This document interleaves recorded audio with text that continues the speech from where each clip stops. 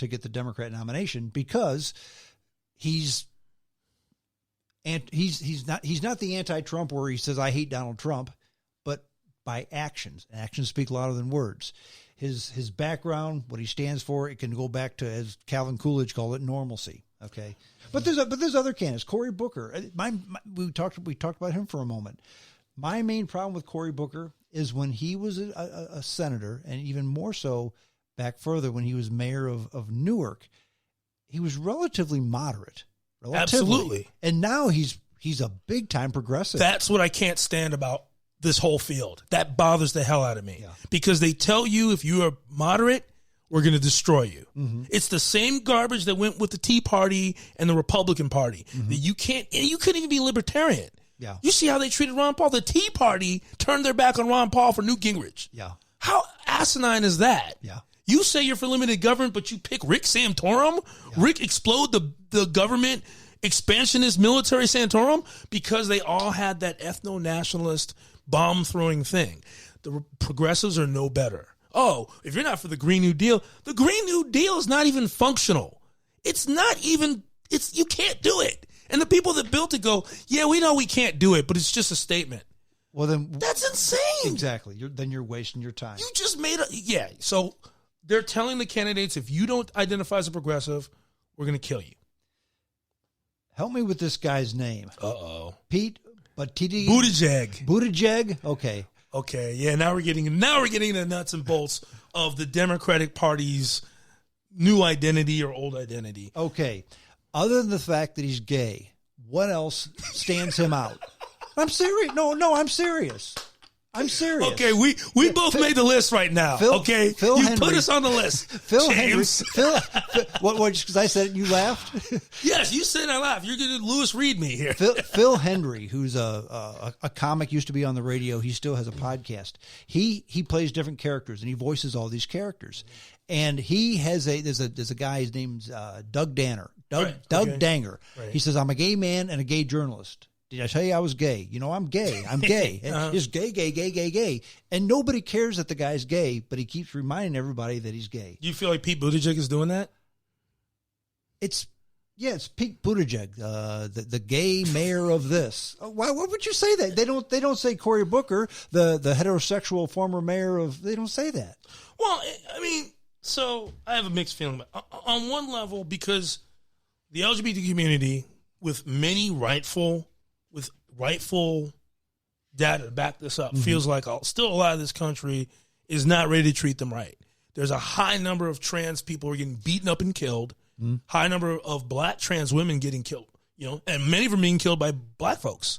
So it's not just, it's a multi-dimensional problem. They call it intersectional problem. And what you're saying is correct. However, it's like anything else. Progress is being made. Yes, absolutely. We talked before about once upon a time, if you got 20 years ago, I don't know that there was a mainstream candidate who said, you know what, same-sex marriage is a good idea. Mm-hmm. They just didn't. Right. And now there's some Republicans, but even most Republicans say, yeah, that's fine. You notice even Ted Cruz and them no Republicans, not even Trump, are coming out and saying I'm against it. It's now part. So you're right. There is progress. Pete Buttigieg is not one of the people I'm considering, but it's interesting because his dynamic, I was discussing it with a woman member of the LGBT community earlier, and she was saying that a lot of her friends don't like Pete Buttigieg for that same reason, because they were saying she was saying something about how he just recently came out and then he ran for president. And again, I don't like to get too into talking about, because I'm not gay, I'm not homeless, so I don't want to pass judgment. Sure. But I'm just saying, but he's running for president, so it's fair game to talk about. But to be fair, he's 37. He's 37. Yeah. So, I don't, the stupid stuff I did when I was 25. Okay.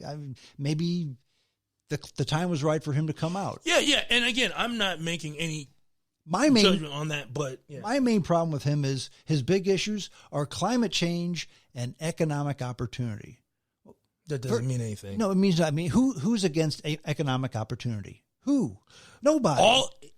And climate change is a buzzword. It's that whole green agenda thing that you mentioned. I don't want the planet to catch on fire, but that's not. You're not telling me anything. No, you're boring. not. That's my big problem with Buttigieg. He's gonna stick around for. He'll stick around for. He's not going to be a major player. He's not going to be a dominant figure deep into the race. So don't worry. Bill de Blasio. One of the worst people in the race. One of the most hated people in the race. And here's the thing about Bill de Blasio. He is very much a progressive, has always been a progressive, but he's the magic man. I mean, he even turned a lesbian woman to turn him into his wife. And he's actually worse than Buttigieg. He's like, so in the debate, they're talking about something. He goes, and by the way, my son is black. And I'm like, oh, dude, the 10 black votes you have, you just lost, buddy. Just out of nowhere. Are some of his best friends black too? Well, his wife's black. Yeah. That's better. Because you can't be racist if you have a... Well, he can't be racist or anything because he married a black lesbian. He did. And he turned her. Every time I laugh, you're getting me into trouble now. No. But that's funny. Yeah. No, honestly, what you're saying, the way you put it, makes it even more absurd. If I were a member of the gay community, that would insult me. Yes. Personally. Just like it insults black people when he's like, hey, my son is black. Yeah. Which is funny because when when people in New York were like, hey, man, can you end stop and frisk? Because it's really messed up that you're just randomly grabbing black people and patting them down. Bill de Blasio said, actually, we should probably be patting down more black folks so we can get crime down. So, like you said, we don't care about the color of skin of your wife. Your actions were kind of screwy. And no, Bill de Blasio is a non-factor. Yeah, and awful. He wants to take on the wealthy. I think he's pretty wealthy himself. He's a billionaire. Yeah, and help working people. Again, who doesn't want to help the working people? He has. When you put it this way, it makes it sound like the Democrats suck. I think some do. I think the Blasio. Just the way that you're framing it, because you're reading it, it's like, oh God, it's so boring. Okay, but yeah, I was going to save her for later, but I have to prove that I don't think Democrats suck. Tulsi Gabbard. She's my top choice now. There's some issues I think that are going to be interesting, a concern, like the thing with Assange. Mm-hmm. That's going to be interesting because she was a backer of Assange and Snowden. Mm-hmm. Now it turns out Assange was not what he said he was. Right. He's like, he's not this freedom, liberty journalist. He was a bagman for Putin. So that's going to be interesting. Hopefully, she's been pretty sharp on Twitter. Mm-hmm. I'm hoping that she gets herself out of that because I want to see her go deep in the race. I like her campaign. She's getting no love from the Democrats. No. She's not even getting the 2 points for being a woman of color. Yeah.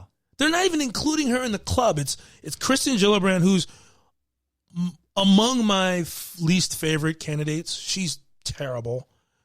Harris, who's the leader. And it's funny because I got to find these videos. If you see Harris and Gillibrand together, they're like the Beavis and Butthead of the Yoga Democratic Party. And Harris is like Butthead and Gillibrand's Beavis. And they're just like saying the same things. And you can almost see Harris going, shut up, bunghole. And Gillibrand, yeah. They are such carbon copies of this. Anyway, but the point is they don't let her in the club because she doesn't play DNC ball. So Gabbard is outside. But we'll build on that. I mean, once upon a time she did, because once upon a time she was in it. She was in it. She was one of the GOP players. DNC players. Yeah, she was a member of it. Yes. But then she dumped Clinton for Sanders because, I mean, it was the whole money deal. She thought that they had their finger on the scale. Debbie Wasserman Schultz. It was Wasserman. So from what I see, you're talking about Clinton. From what I remember of that, she didn't actually accuse Clinton of anything. She said Debbie Wasserman Schultz. But here's the thing: in the way you depict it, is still I side with her, and I didn't like Sanders. I think electing Sanders would have been McGovern. I think Trump would have just eviscerated him. Yeah, he was the McGovern. He was being set up. He was just too weak. Sorry. Mm-hmm. But that being said, Gabbard's case when she was in the DNC was sound. What she was saying is, look, people don't know Bernie Sanders. Let's have more debates. Mm-hmm. If Hillary Clinton is the strongest candidate, she'll be fine. Wasserman Schultz like, no, I don't want to have more debates because someone might make a mistake that's going to hurt them in the general election. And she's like, that's absurd. Yeah. You're not going to let the people see the candidates? And Desi Wiseman Schultz goes, well, if you're not going to agree with me, don't even come to the debates. Mm-hmm. That's what set it off. And I was just kind of like, that's a pretty authoritarian kind of a move.